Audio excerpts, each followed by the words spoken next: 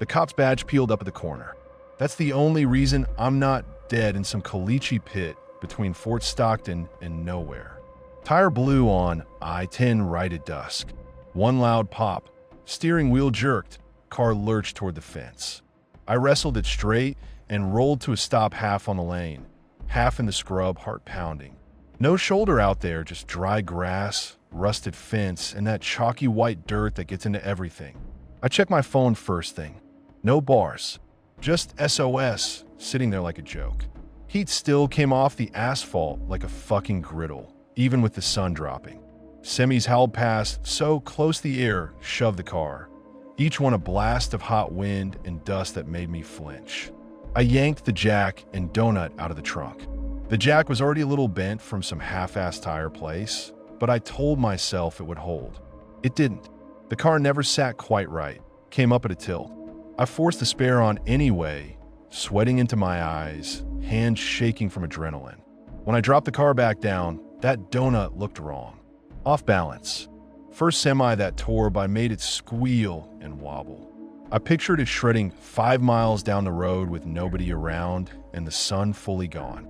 I tried the phone again. Still nothing. I stood there in the heat and noise and thought about walking, thought about driving on the bad tire, thought about just sitting in the car and locking the doors and pretending that was a plan. Every option felt stupid. Then red and blue hit my mirrors. Unmarked white Charger, blacked out windows. It rolled up behind me, way too smooth, like a shark sliding in close. Relief hit me, so hard I almost laughed. I grew up being told the troopers will help you, so my brain just grabbed onto that and ran with it. Guy steps out in tan pants, blue shirt, clip-on tie. No hat, which pinged the back of my head, but I brushed it off. He walked up steady, hands visible, like every cop video you've ever seen. DPS, he says, taps a badge on his belt. Looked legit at a glance. Metal, shield shape, laminate over the top.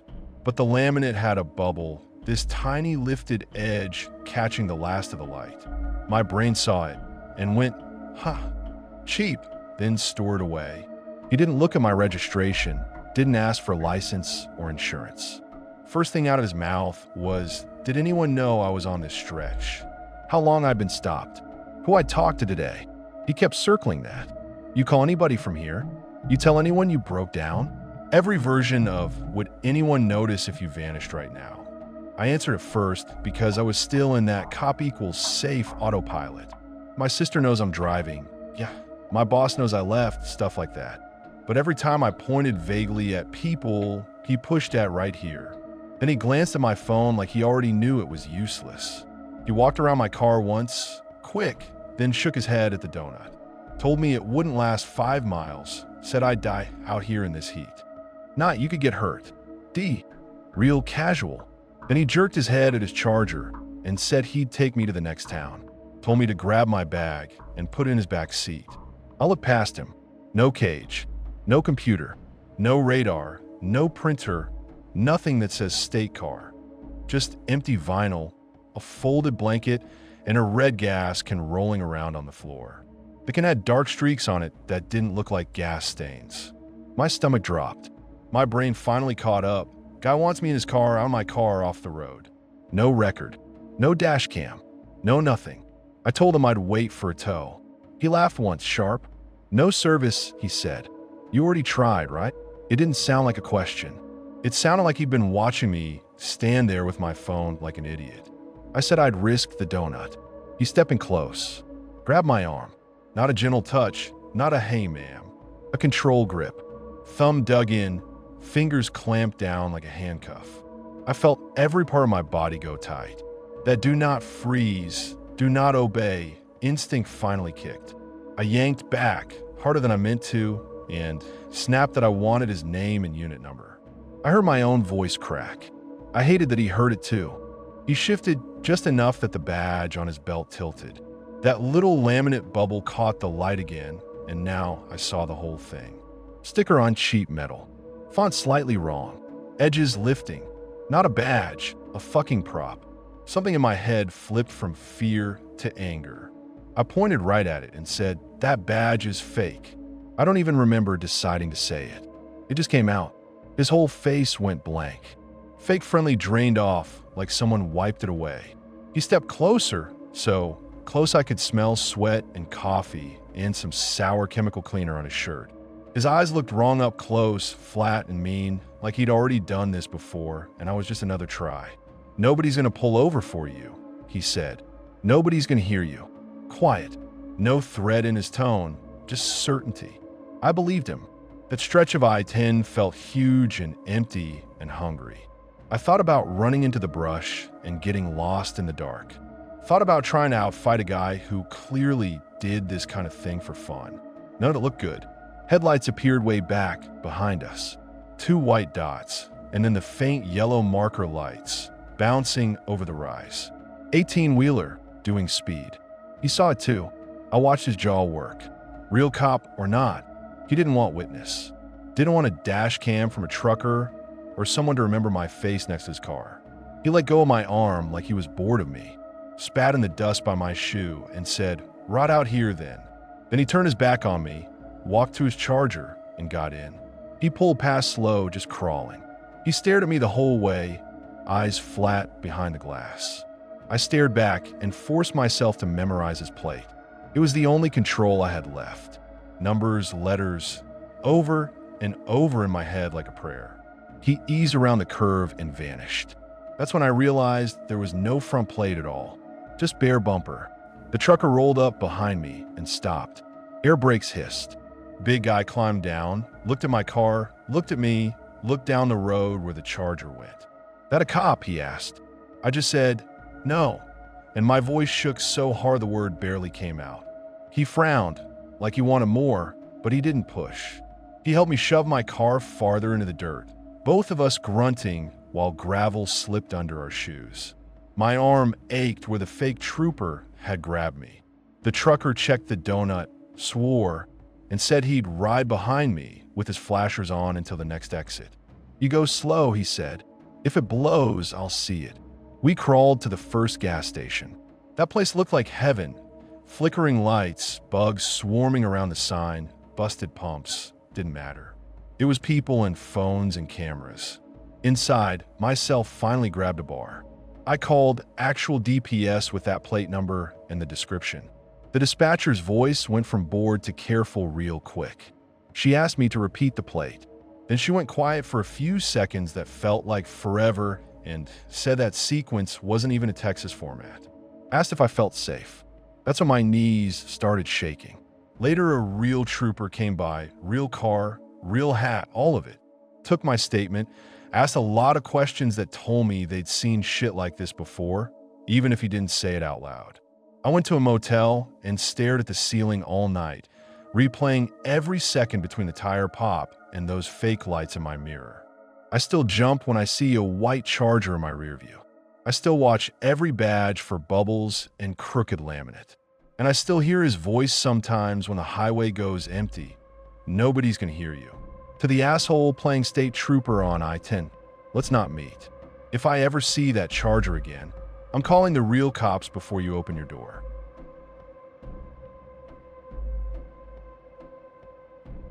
The Border Patrol agent wouldn't look at the levee when he told me not to run there after dark. That's what stuck with me. His eyes stayed on my shoes. "Snakes," he said. It was January. Too cold for snakes. I was in the valley for work, stuck in a McAllen motel. I ran to stay sane. The days were hotel breakfast, fluorescent office, fake laughs, bad coffee. By the sunset, my head buzzed like I'd stared at a screen for a week straight. Running was the only thing that shut it off. The canal path behind the industrial park felt safe enough when I first found it.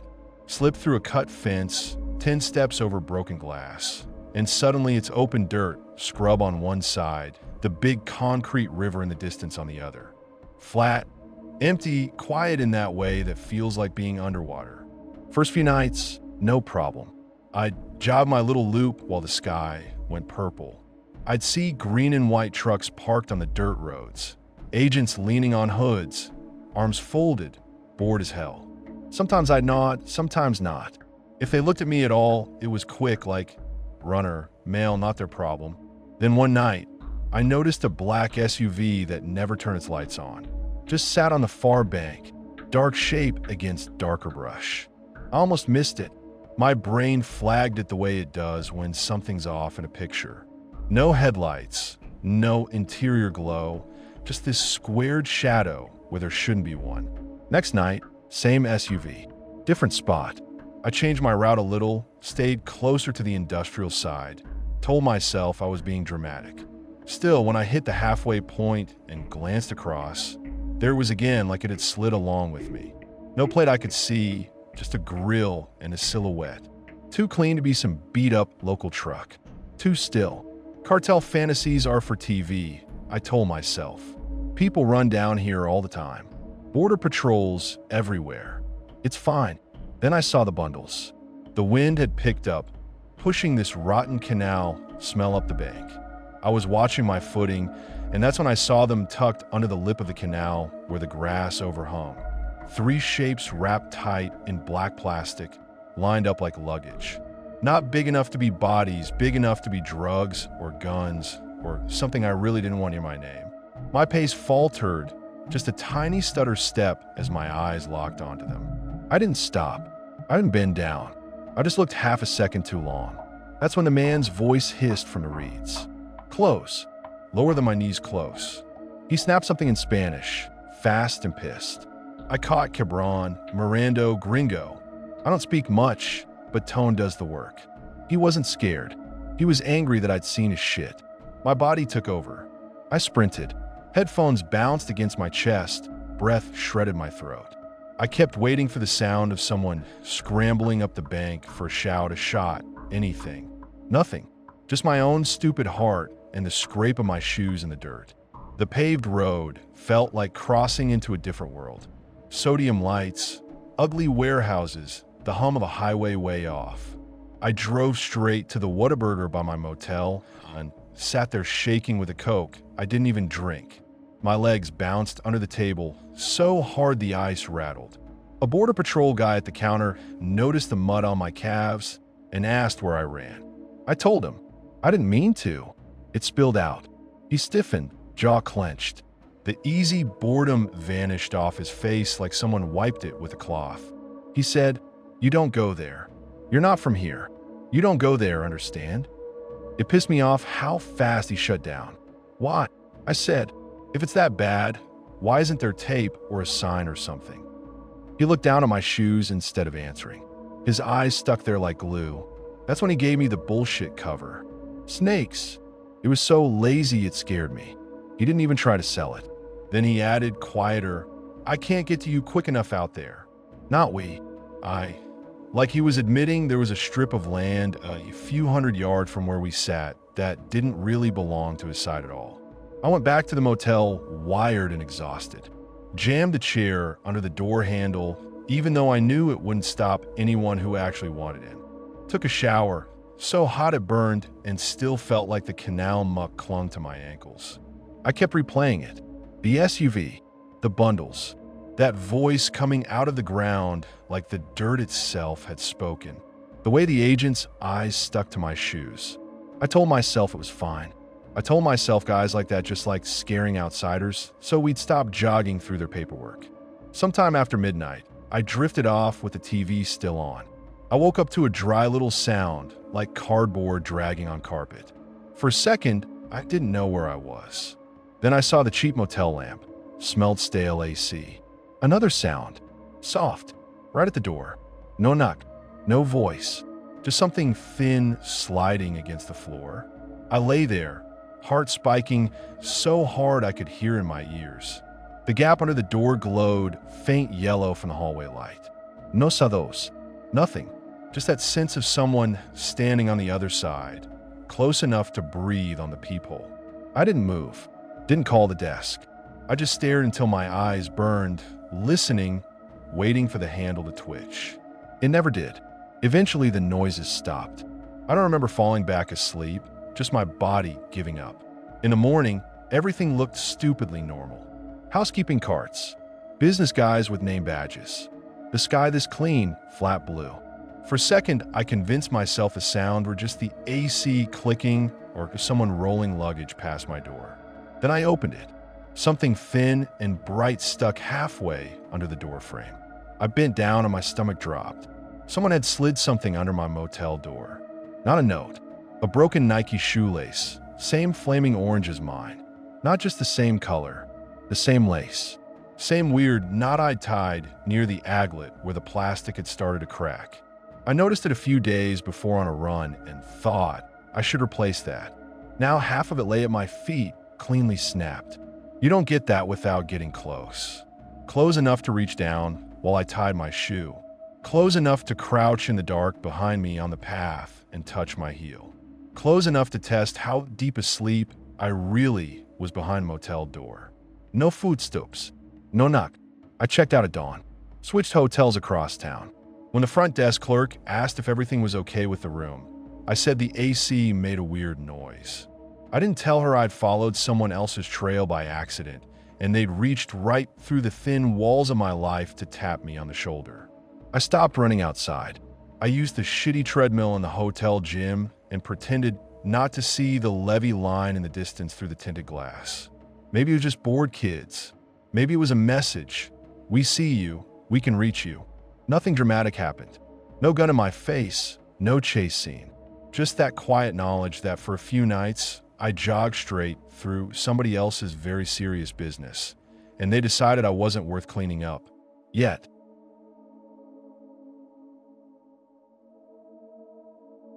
The guy who shared my bunkhouse in West Texas kept a pistol under his pillow and a notebook under his mattress. The pistol didn't scare me. The notebook did. Out there, everybody had a gun. We were miles from anywhere, 12-hour shifts on a rig outside Midland, living in trailers stacked like shipping containers. 30 men, one TV, piss yellow showers, air that always smelled like diesel and feet. Fights broke out, guys cracked from the heat and the noise, somebody bled, somebody laughed, then you all went back to work. That part felt normal. My bunkmate they called Rhino. Big, thick bastard. Neck like a stump, nose flattened like someone already tried to kill him once and failed. Crew said he'd done time. Nobody asked details. You learn not to. He didn't drink, didn't play cards, didn't watch porn with the rest of them. After shift, he just sat on his mattress, back against the wall, writing in that same cheap spiral pad with the same chewed-up pen for an hour, sometimes more. No music, no talking. Just scratch, scratch, scratch. The pistol I noticed by accident when he changed his pillowcase. It slid out heavy and obvious, and he stuffed it back like it was nothing. Fine, whatever. But the notebook, I saw the corner of it one morning when his mattress shifted, that blue cardboard edge shoved under the foam like a secret. That stuck in my head. Guys high booze, pornos, pills. Not homework. One night, a dust storm rolled in fast and ugly.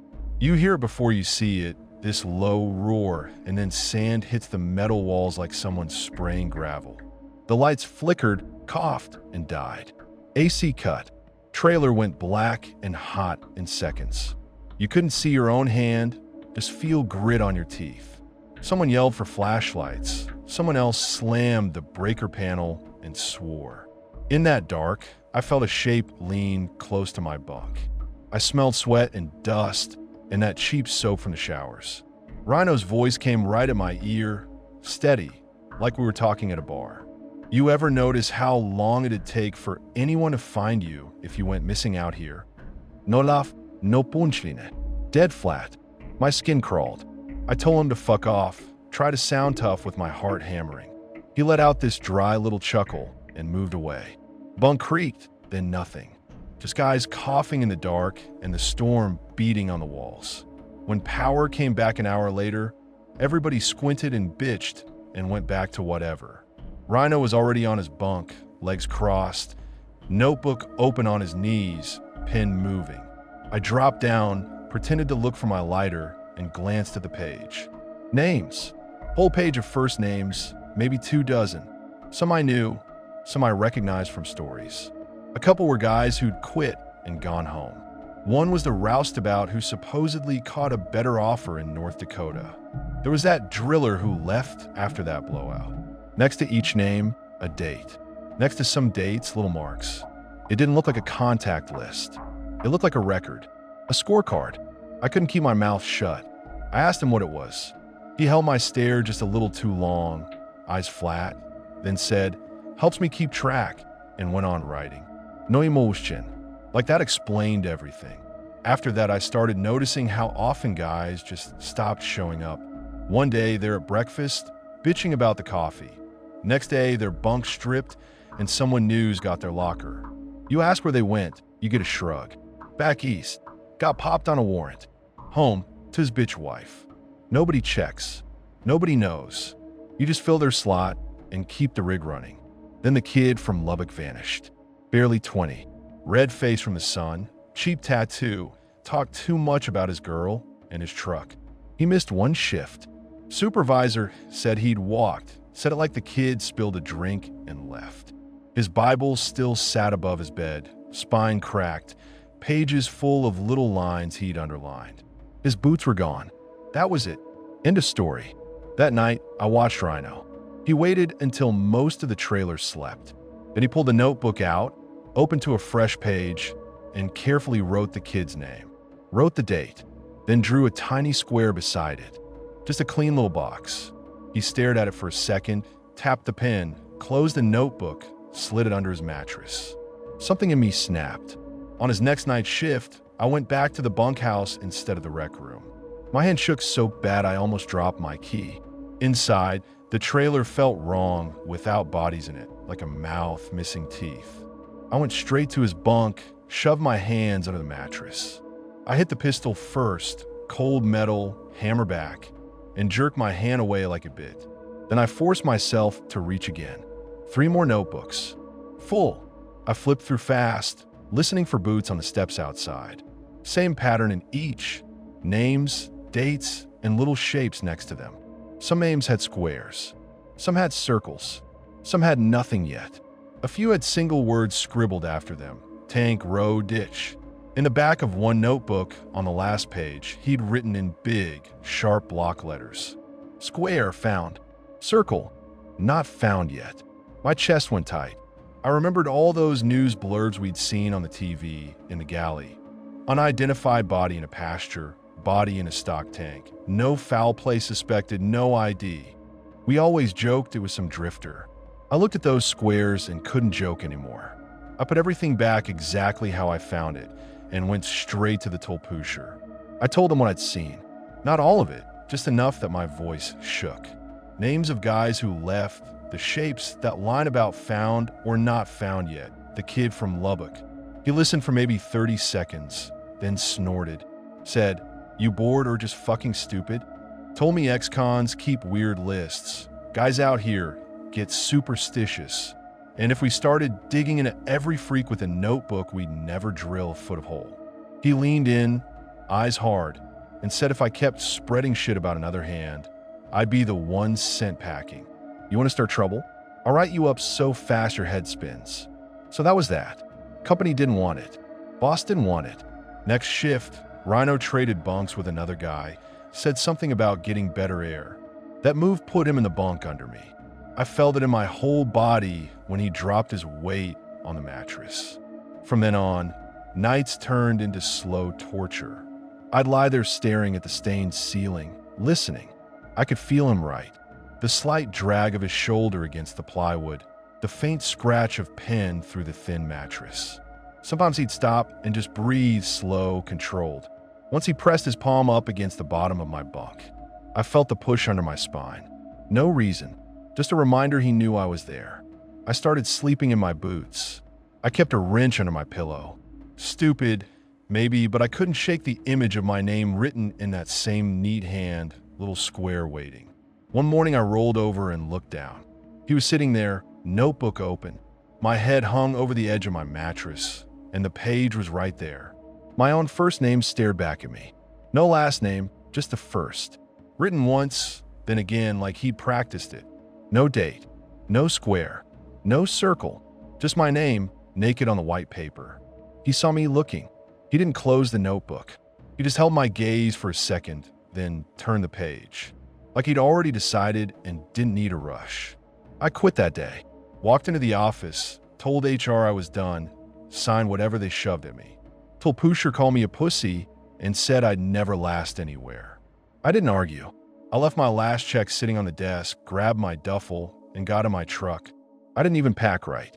I left clothes on the bunk, pictures taped to the wall. I just drove. On the road back to Houston, every stock tank looked like a grave. Every dark spot off the lease road looked like a shallow hole, half filled. I kept seeing that kid from Lubbock. His empty bunk, his Bible, his name in that square. I don't work rigs anymore. Office job now. Air conditioning, fluorescent lights, safe bullshit. But every few months I see some short article online. Body found out near Midland or Odessa or some nameless lease road. No ID, just work boots and a beat-up company shirt. They say no suspicious circumstances and move on. They never say which rig. They never ask who kept track. I still dream about that notebook. Wonder if he ever filled in the little square next to my name after I left, or if I'm one of the circles he's still waiting to close.